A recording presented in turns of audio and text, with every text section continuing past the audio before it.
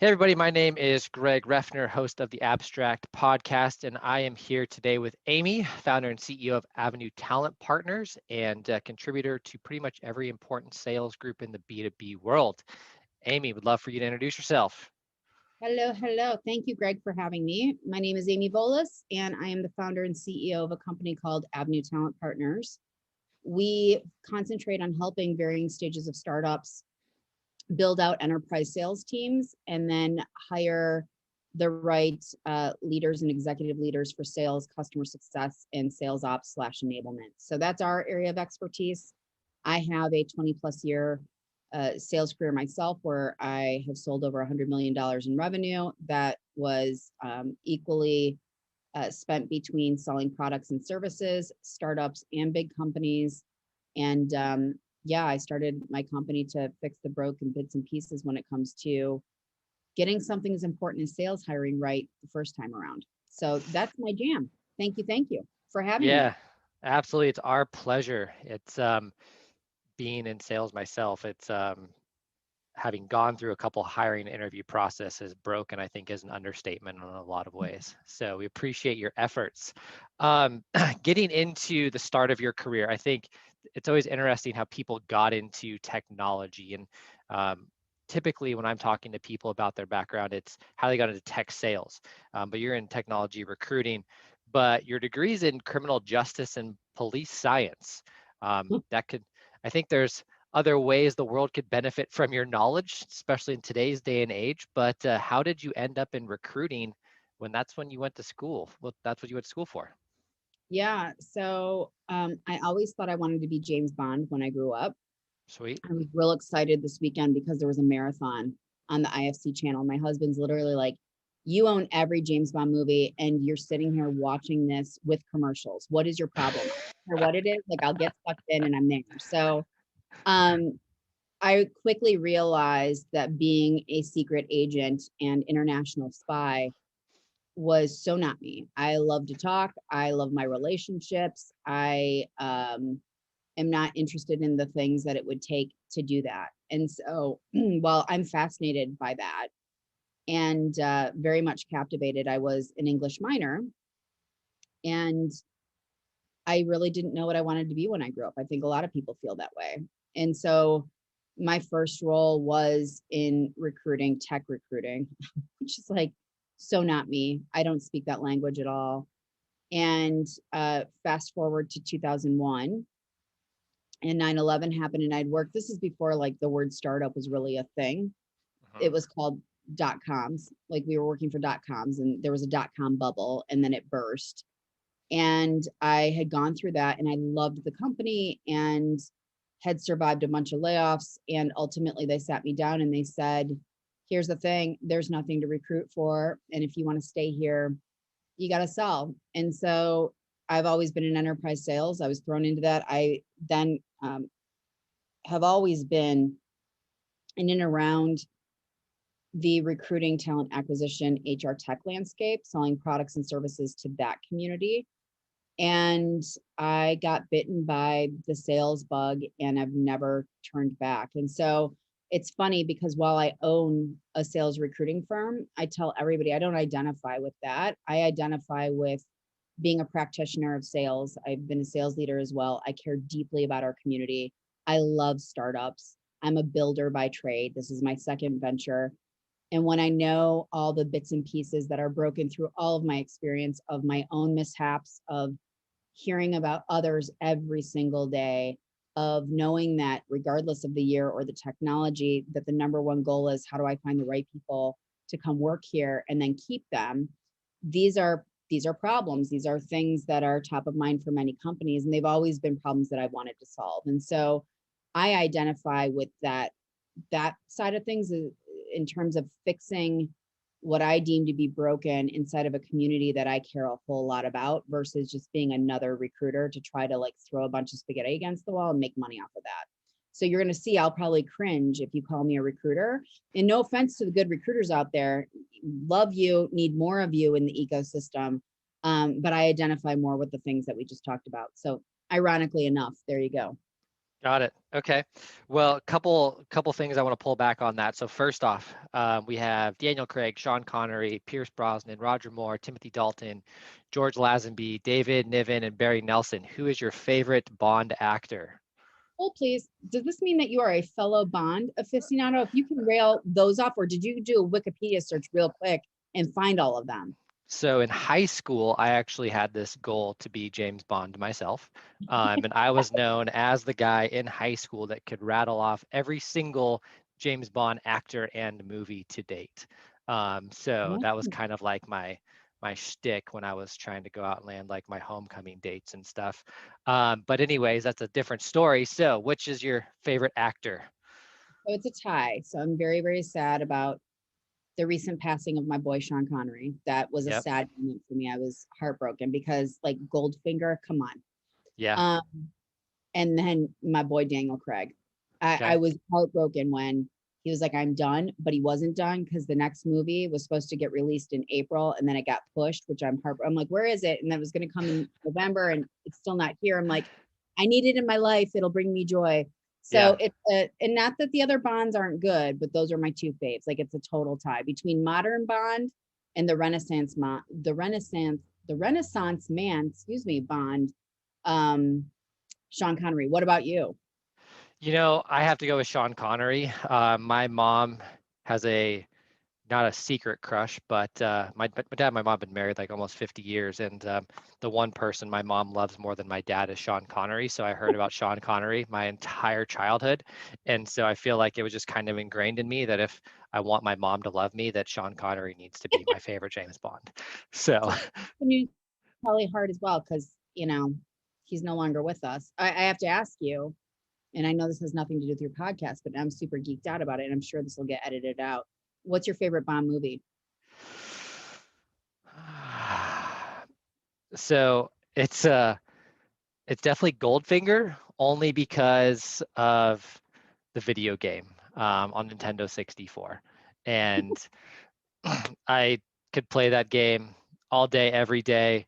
If I was given one game to play the rest of my life, it'd be Goldfinger. And I just think that every part of that game I can relate back to the movie, and I think that's just kind of stuck in me as to why Goldfinger's my favorite. It's a good one. It's Yeah, definitely the top. So yeah. All right. Well, maybe you can add that to like an interview question list in the future. Like, can you name all the James Bond characters or something like that? or if they And don't know what James Bond is, you automatically don't get the job with me. How about that? gone, done, DQ'd. All right. So, on your website, you have the definition of avenue, right? A way of approaching a problem, making progress towards something. We've all been faced with new challenges here in the past year, and I think one of the ways that I want to spend time with talking to you today is kind of what's the problem that we're facing in recruiting today. As I've gone out and I've hired a couple reps, you know, in office experience is something that I used to look for, like what was your working environment, things like that. So I want to really talk about that and the way you're approaching, and I know you hate the word recruiting, but maybe finding talent in the world that we find ourselves in today. So first question I have for you that I love your Well, in feed. that context, Greg, I give you permission for that. Just calling me a recruiter is the thing that'll make me cringe. Okay, fair enough. All right, I was trying to avoid using the word recruiter for the next, 15, 20 minutes if I could, I as love the I'm TLC. Thank you. You can use the word. It's okay. okay. All right, I appreciate it. So, as you're going out talking with organizations, are you finding that companies are embracing this remote first strategy? Or do you feel like people are itching to bring people back to the office? I saw yesterday, I think Drift announced a digital first approach. So I'm curious kind of what you're hearing out in the market in terms of what companies are thinking the future of work looks like. Yeah, I think that there's so much hype. And I think that's part of the problem of a lot of things, not just what we're talking about in terms of the future of what work will look like and what we're going to see this year, but also with recruiting, also with sales. Somebody says something and it's a sexy company like Drift, for example, and no shade to Drift. I love Drift. I use Drift for my own company. But just because Drift does it and that's good for them doesn't mean it's good for everybody else. And so I'm really encouraging people to do some independent thinking. And I won't go off on that tangent, but I think we're going to see a blend. So let's go back to 2020, which isn't so far off of where we are today in 2021. And let's look at what happened last year. So here we are, we're all going along, minding our own business, doing our own thing, and then March hits. And the world in which we all knew it and what that looked like completely changed. You had some companies that immediately could pivot, right? They've already had people that were working remote, they were set up for this, it was turnkey. You had people that really, really struggled, and perhaps didn't even survive. Yeah. Then you have other companies that sort of went kicking and screaming and then got into the groove because they had no other choice and realized, well, we can do this. So that settles in. The back half of 2020, people start realizing perhaps remote isn't the be all and end all for our business or this particular team or this particular part of our business. And that's okay. And so I think so it's kind of like, do you remember when everybody went to the open office concept? Because that's what you do. And then Yep. there were all these studies that came out that were like, it's a horrible idea. It's not going to promote collaboration. If you walk on the floor, everybody has earphones on and they're not listening. And it's distracting and, all of the things. And so it's funny how you have these big sweeping statements like remote only, and that's what it's going to be. Here's what I think we're going to see. We're going to see a blend. I think we're going to see a big resurge of like the WeWorks of the world, because it's going to be about meeting our employees where they are versus where we want to force them to be. And so Love it. some people really care about working with other people. Some people like me, I've worked remote for 12 years. My company was set up from a remote perspective. I didn't miss a beat when it came to that, right? And then you have some companies that crave being in the office together. And there's nothing wrong with that. And I can't tell you how many conversations I've had with people, especially in New York. You're just starting out, you're sharing an apartment that's the size of a postage stamp with 4 other people. And now you're working from home and you went there because you wanted to make your way, you wanted to meet people, and your work environment was a big part of that. Those people are not wrong. Doesn't mean that they're not going to have an office to go to. It means that it's going to look a little different, and that's Yeah. okay. So I think we're going to see this blended approach. I like that. I like that. Big sweeping statements definitely are kind of flash in the pan ideas, right? And I remember the first time I was in an open office environment, I was miserable because I'm sitting there head down, like trying to block my microphone from all the ambient noise. And my boss is like, why aren't you collaborating with all these other people? I'm like, because it's so loud here. There's no space to talk. So yeah, great example. And I agree, the kind of embracing that flexibility is going to be key for any organization moving forward in the future. Kind of segueing into that, Amy, you guys focus on enterprise reps that close enterprise deals. Kind of that's your bread and butter, that enterprise world. And so most of That the enterprise. so it's not just that; it's also leaders as well. Okay, sorry, leaders as well, including that. So I've known some enterprise reps in my time in sales, and they've all been given a certain amount of flexibility in their remote kind of work environment.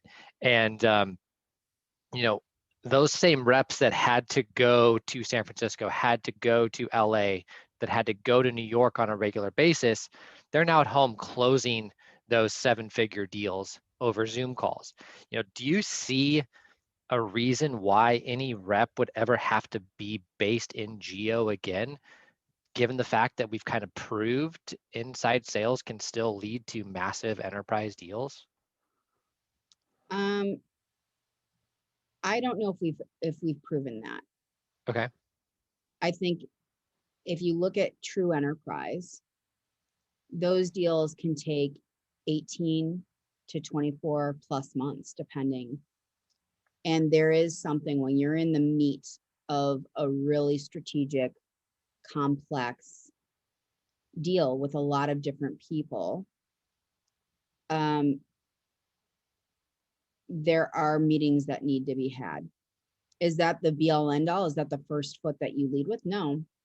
And do I think that we have proven to ourselves that when we thought that we could just hop, skip, jump on a plane and all would be well, that was the thing? I think that we've proven that that's not always the thing. Okay. But I I I will argue inside sales is not enterprise sales all day, every day. Do I think that we have proven that um, the road warrior model isn't what it looks like or what we assumed it to be? Yeah.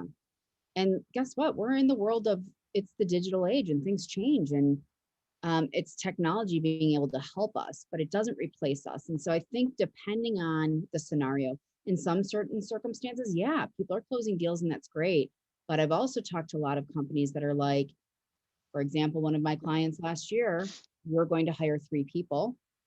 We hired 2, and that was a stretch because all of their deals were getting pushed because all of the decision makers were really uncomfortable because they couldn't meet, because they didn't have confidence, because, and they're waiting for 2021. So again, I don't want to make these big statements because there's always going to be things. And I think that's the thing about sales that people get wrong. What you do in inside, what you do in field, what you do in channel, what you do in high velocity, high transactional selling, whether that's inside or outside. I mean, whatever it is, it has its own nuance. And so Yeah. when I think about enterprise sales, I'm not thinking about like high velocity mid market. I'm thinking about enterprise. And I think about a deal. My uncle and I've been talking about it for months. He's been working on it forever. Um, it's with a global company, it's a global deal. It's almost $1 billion. Wow. And just the spreadsheet that they're managing to corral this whole thing has 1,000 tabs. So it's like, and if I'm doing a deal here in the US and then it spans to um, the European markets, to the Asian markets, to, like it's like a global play, he's like, this is killing us. We can't go and meet. So I know I'm going off on a little bit of a tangent there, Greg, but I'm being intentional about that tangent because I want people to think about the different use cases. I would be really irresponsible if I just agreed to your statement because it's not always the case. Certainly in some cases, yeah, and that's a good thing, but it's not going to be the gold standard. That's fair. You make a great point, Amy, that this has only been really going on for 9 months. And so enterprise sales cycles are much longer than that in most cases. And so, yeah, I think it is irresponsible of me to think that we've proven enterprise sales can be remote because we haven't even recognized the full sales cycle yet in a lot of deals.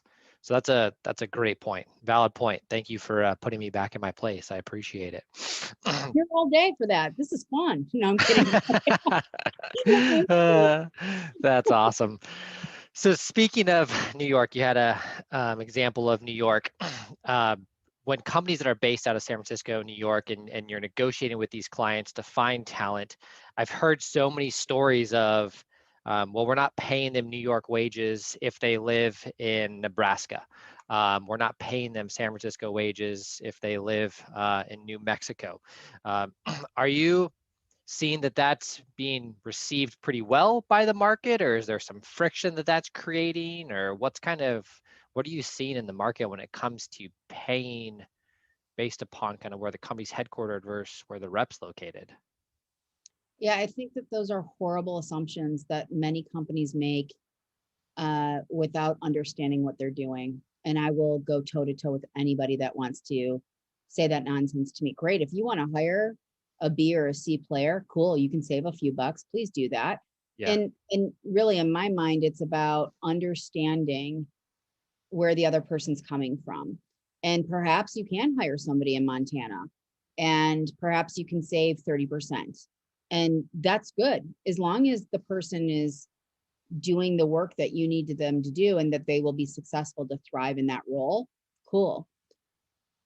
That said, making these blanket statements of like, well, now what we've learned in COVID is remote and we can hire anybody anywhere, and that's going to help us save money. A plus talent is always going to require A plus pay. Always. If I'm good at what I do and I have created a life for myself to be able to work from wherever I am, let's say I'm at the Tetons, which is where I'd love to be right now. Let's say I'm there and the cost of, well, Jackson, Wyoming isn't exactly like if you're in Jackson Hole, it's not exactly cheap, It's but not cheap, no. let's say you're on the fringe where it is a little cheaper, right? Doesn't mean that I'm not good at what I do, that I don't command top dollar. Maybe my cost of living is more than what you think it is. Like it's about the work that needs to be done and paying fair market value for that. And the thing that I share with my clients when they go down this train track with me is to say, guess what? You can think whatever you want to think. The market's going to speak the loudest. What's the market telling you? I just had this conversation with a COO and a CRO. They're looking to hire an enterprise salesperson. They're like, well, we promoted a person that used to be an ex-hockey player. And then in addition to that, we have a teacher that we hired and they're thriving. And we've saved 50% in what we pay a regular enterprise seller. And so our model is to go replicate that. And I said, how's that working for you? And they're like, well, that's why we're calling you, is it's not working. And I said, and I'm not a miracle worker where I have a cloning machine and all of a sudden it's like, hey, ex-hockey players and teachers, let's just pump you out and you're going to be great. And their business is suffering for it. And so, you know, it's the fact that I think when people don't know what they're doing in the hiring process and they make some of these assumptions and then they get burned by it, or they see it work once and that's the like be all and end all. Pay attention to your market, pay attention to your buyer, pay attention to what your business is truly doing and hire for the work and be prepared. You know, there's that whole adage of you pay for what you get. It's like the companies that we're going to see this happen for sure in this year. And it's already starting to happen. All you have to do is go to Navigator, set up a search and see who's moving. If you were able to keep your people because they were scared about losing their job in 2021 because they saw, or excuse me, 2020, because they saw a bunch of other people lose their job and those people have stuck around and you're like, oh, guess what? I know a company that did this. We're only going to make the sales team take a cut and everybody else will be okay because we still need engineering to do what engineering's doing. Or everyone's going to take a pay cut and now the business has bounced back and they haven't bounced back off of that, or whatever the behavior was that didn't feel so good and went over like a lead balloon. You're going to lose those people. Yep. And so you pay for what you get. And honestly, if I'm really good at what I'm doing and maybe I took a move for that assumption and now a company comes my way and it's the work that I want to be doing and it's 30% increase because they see what I'm able to do and they're meeting with me where I am, chances are I'm going to make that move. Yeah, absolutely. It's you know, if you're an A+ rep, consistent quota obtainment, market experience, whatever that might be, right? You've kind of earned the right to go, hey, I want to go work from, my example would be Telluride, Colorado, which is probably just as expensive as Jackson Hole.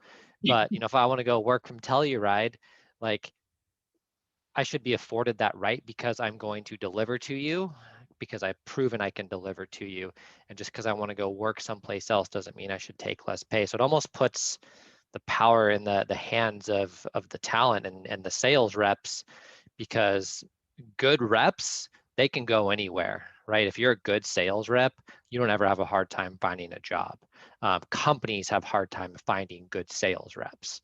And so I think the power might be, it'd be cool to see that shift a little bit. Well, and there's more bad salespeople, and there are bad companies. And so when you perpetuate that, that's a real big problem because you have, you know, it's funny, there's a fellow, a colleague of mine and myself, we were talking about this recently, and this particular person hadn't been able to keep a job for any more than 6 to 9 months, and like every 6 to 9 months churning. And I know this person and I'm like, you can't keep doing this. It's going to hurt you. It's going to catch Yep. up to you. And this person was like, you know, I'm the top performer everywhere I go. This is enterprise sales too. I'm like, there's no way you can be the top performer in every job in 6 to 9 months if it's true enterprise sales. you're not talking to somebody that's dense here. So let's cut this out. And of course, now this is a person that now works for themselves to be a consultant. But what I find to be particularly interesting about this is the companies that he was moving to, right? And all this friction, they were never the cherry rolls. They were always the companies that didn't know any better, that would maybe throw some cash or whatever the case may be. But then it was bad, and then the churn happens. And so when you get caught up into that hamster wheel, the very best of the best companies that do treat their employees well, that do pay well, that do have opportunities, that do support, that do, lift up and all of the things, you don't get considered because they know what good looks like and they take care of good. And so good begets good, bad begets bad. You have to choose wisely. And what's the story that you want to tell when all is said and done? And I do believe employers and seekers, they take a backseat approach to something that is so important. It's my life, it's my job, it's where I spend more than 50% of my time every single day. And yet I treat it like I'm window shopping for a pair of shoes. Like, it's ridiculous. And then the same thing on the employer side. These people, they're not just assets, they're not just widgets, they're not just things that are only going to serve you. You have to serve them. It's a two-way street always. And for the companies that don't realize this and are like, you work for me, you have a problem. It's called turnover. It's Yep. called, you probably have a whole host of other problems if I really got in and peeled back the layers. But I don't understand where it's like, I'm going to take a backseat approach to this. We're just going to get some butts and seats. Let's just get some resumes. I'm going to look for those top performers that went to President's Club. I could say that I did a lot of things. And if you don't know how to confirm it or deny it, then you've got a bunch of people coming, you've got unrealistic expectations, and now you're churning. And so that's the same thing, as like, people don't take the time to be intentional about something that's so important. You can't do a business without the people. The bots have not taken over. You can't do your career without opportunities. The bots haven't taken over that. And so I really am outspoken on this because I see so many people get in the way of themselves. And the good news is it doesn't have to be that way. And yet Yeah. here we are. And so you clearly struck a chord with me. I'm not going to go any further into that, but that's how I feel about that, Greg. Okay. Well, I appreciate it. That's all right. That's why we jumped on this, because I wanted that honest feedback, and I want people to hear. I want people to hear that sales reps aren't just an a line in Excel spreadsheet, right? You have to invest in them. If your whole business is driven by meeting these sales targets, like, why are you not taking a very proactive, intentional approach to finding the people to hit those sales targets? It's always kind of fascinated me how that is happening sometimes. So you have a different perspective, Amy, and I think it lends a lot of credibility to your success in the, to use the dirty word, recruiting world. And so one of my old CEOs I used to work for was telling me about an Amazon study and that they did on the success of their hiring. And the result of that success was basically that they would have just as much luck hitting a balloon while throwing a dart blindfolded than they would in selecting the right candidate. So about a 10% chance of hiring the right person at Amazon when they did this study a couple of years ago. Avenue Talent Partners has a much higher success rate than that. I'd love to know, and you don't have to give us all your secret sauce, but how do you think differently? What do you do differently that really kind of mends the two pieces of the puzzle together, the employer and the seeker, to match that, really that match made in heaven where everybody's happy? What are you guys doing differently? I'm actually taking the time to understand. I mean, it's not really that sexy. It's not like I wrote a piece of code and now I have a platform and here we go. I remember that people are still the thing, right? It's this thing that made me really successful in my sales career. You can't do this without people. My business, my client's business, the seeker's business, like, we're still, like I said, the bots haven't taken over.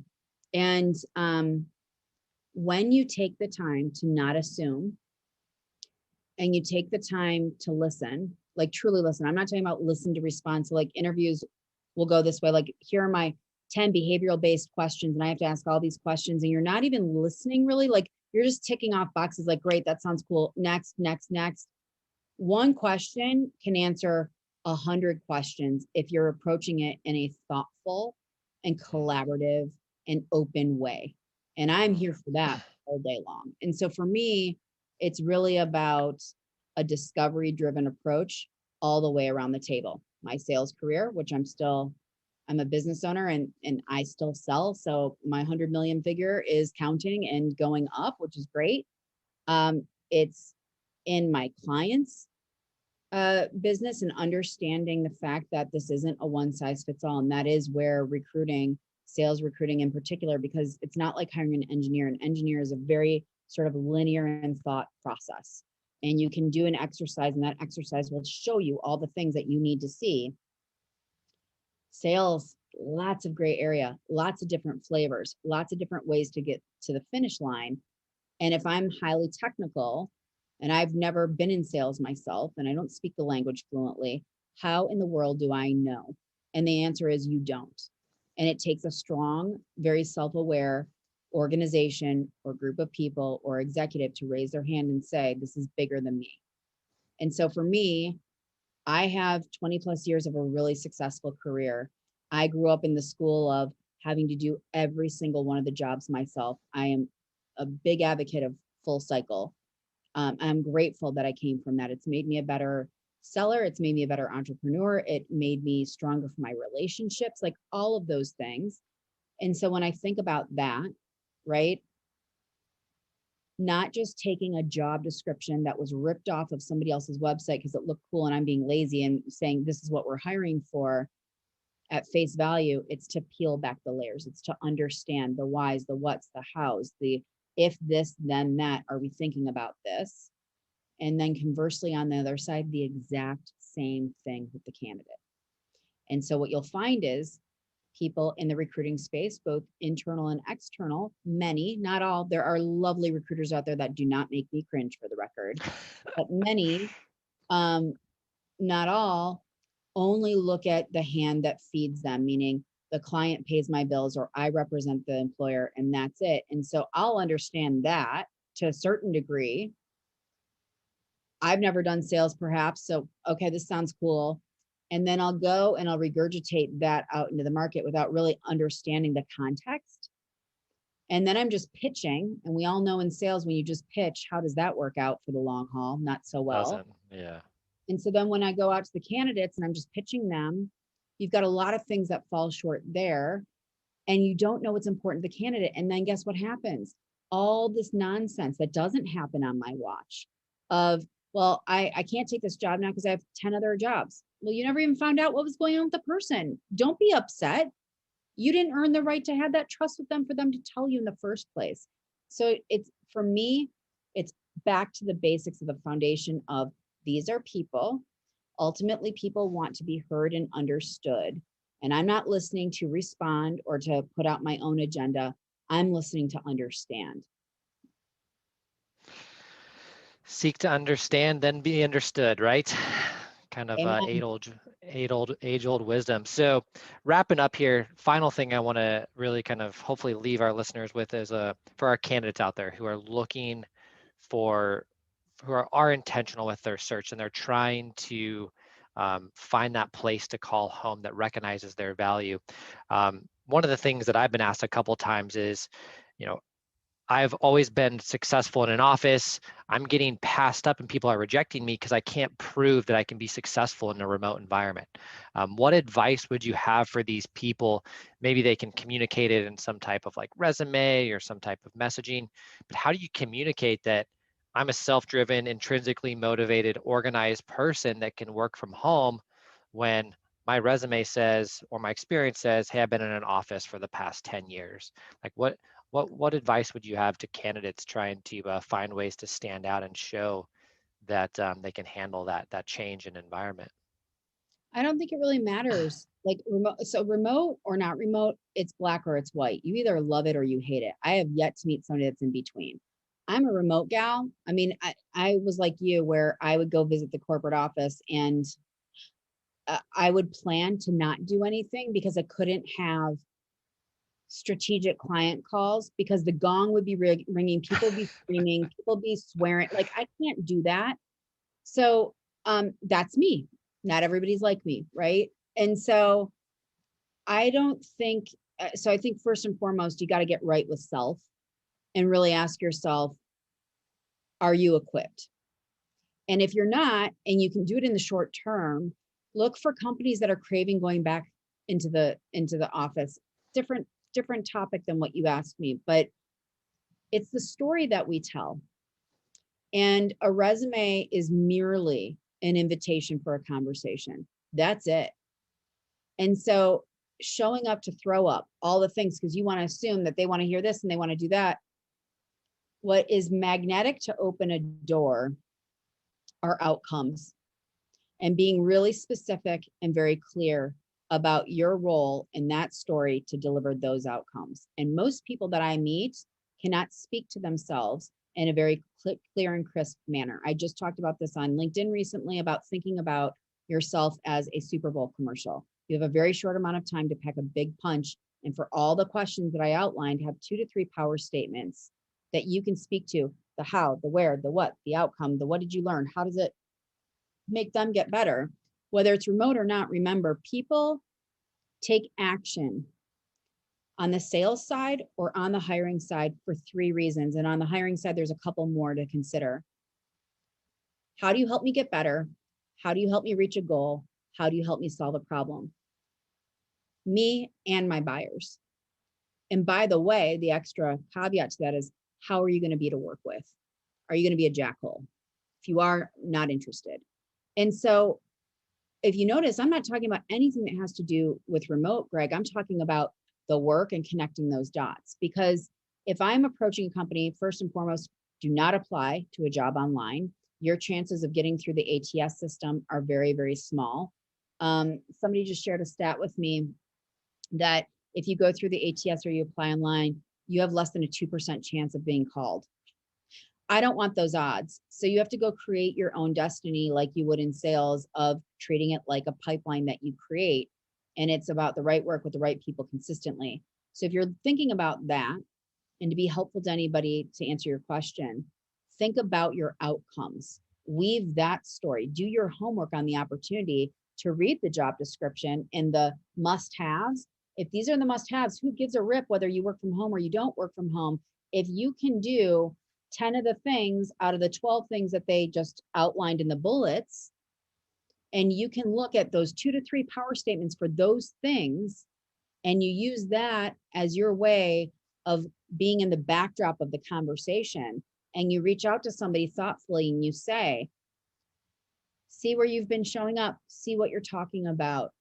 Those are things that I've dealt with firsthand and are really interesting to me for the problems that I like to solve for the company I work with, for the business that I do.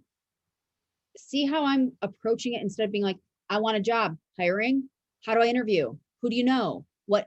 It's a conversation where my friend Sam McKenna says this all the time: show me, you know me. And if you do that work and you show up for yourself, you can tell your story, you know what you've done, you know how you can do it, you know how you can help me, you've done the homework on me, you know where I'm hanging out, you know what my business is going through. And by the way, this stuff doesn't take hours and hours and hours and hours. Yeah. And especially if you're clustering it, like if you know that there's an industry that you're excited about, those industries tend to go through the same things, right? So you think about it that way.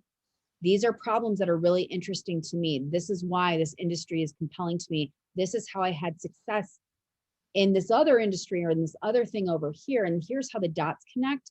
Make it easy for them to understand. And then you're having a conversation about the work and why you're compelling about the work. And then you figure out the logistics later. Why start with the logistics? It's like when people are like, I need to make $1 million a year, yes or no. You haven't earned the right to let me know that you're worth $1 million, yes or no yet. Yeah. And you're shooting yourself in the foot. Valid. I love it. I love it. I hope that you're as direct and intentional with your words to your employers and your candidates when they're asking for feedback. I love it. Good. I would hope so. Girl, this is how it is. And it's not for everybody, and that's okay. But what's not okay is when you keep getting it wrong and you're living Einstein's definition of insanity, and you Yeah. come and say, I want something different, and then you refuse to change. I don't have time for that. And somebody Yeah. else will. All the other recruiters that just want to take your order and go and give you a butt in a seat, awesome. That's great. There's something for everybody. I'm the gal that wants to change the game and show people you can be wildly successful without cutting some of these corners to get it right, so that you don't have a 7-figure mishire problem that you're trying to fix later. That's my whole reason for being. Not everybody's like me, and that's okay. Yeah, and it is 7 figures, right? There's so much research out there that shows what the cost of a mishire is, especially in sales. So yeah, absolutely. Well, coming up on time here, Amy, I want to recap some takeaways. So biggest thing for me, and it's actually kind of 3 bullet points combined into one, is kind of flexibility and flexibility in location, flexibility in your talent, flexibility in compensation, um, kind of all around. Just employers and seekers just need to be more flexible. I think, kind of the future is still out in terms of whether, especially at the enterprise level, whether or not a remote integrated kind of strategy is going to work. So just be flexible, right? Let's kind of see what the future brings. People are still the thing. I love that. That's what you said. We're gonna use that. People are still the thing, right? This is all about people. And the final one is just be intentional and thoughtful. For me, is as a job seeker and as an employer, it's a good reminder for me when I'm writing out my next job description, which I need to write this afternoon. Like, don't just go and copy and paste. I'm guilty of that. I've done that before. Like, ooh, what's an SDR job description on LinkedIn? I'm going to copy and paste some of these things in here. And it's not intentional. It wasn't thoughtful. And I can say that it probably wasn't aligned with what I really wanted that job to actually do for me. So those are my big takeaways. I really appreciate your time today. For anybody who's wanting to get a hold of you and maybe work with you, what's the best way to get a hold of you, Amy? There's a few different ways. So first way is I live out loud, as you know, Greg, on LinkedIn. I think I'm the only Amy Volas there. So unless somebody has impersonated me, there's me there. The Avenue Talent Partners website, so it's avenuetalentpartners.com. And then every single week, I have an AMA with a fellow sales leader named Scott Leese, and we do this thing called Thursday Night Sales, where we show up for 2 to 3 hours, and it is open conversation, and it's driven by the questions that people ask us. And we go into these details of talking about some of the topics that we've talked about, amongst so many others. So those are the ways that are easy to find me and continue to have conversation with me if people want to. Cool. Well, I hope some people are excited about your views on things. I know I am. And so again, thank you for your time today. It's been a pleasure, Amy. And let's kick ass this year in 2021. You're welcome, and thank you for the invite. Loved the conversation and loved finding a fellow Bond. Like, Yeah. right on. 007 Yeah. for life. Yes. Absolutely. I love it. Well, thanks, Amy. Enjoy the rest of your day. You're welcome. Thank you. Bye.